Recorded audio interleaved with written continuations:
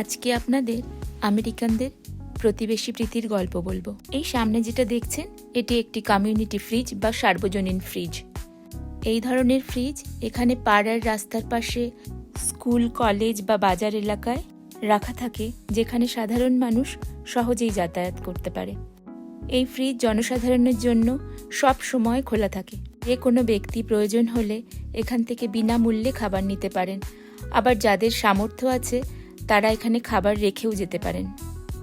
এখানে অনেক দিন আনা দিন খাওয়া মানুষ বসবাস করে। এদের ভাষায় বলে লিভিং পেচেক টু পেচেক। এই সার্বজনীন ফ্রিজ উদ্যোগের মাধ্যমে এখানের মানুষরা সুনিশ্চিত করে কি প্রতিবেশীরা কেউ যেন ক্ষুধার্ত না থাকে।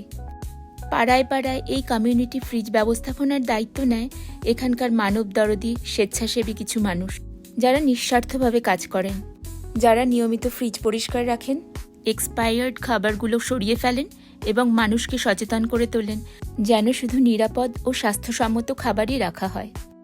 ফ্রিজের উপরে ইংলিশে ও স্প্যানিশে লিখে রাখা হয় ফ্রিজটি ইউজ করার সঠিক নিয়মাবলী। কমিউনিটি ফ্রিজ আমাদের সামাজিক দায়িত্ববোধ, প্রতিবেশী প্রীতি ও মানবিকতার প্রতিচ্ছবি।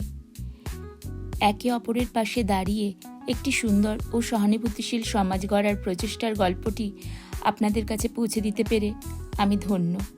ভিডিওটি ভালো লাগলে লাইক ও বন্ধুদের সঙ্গে শেয়ার করার অনুরোধ রইল।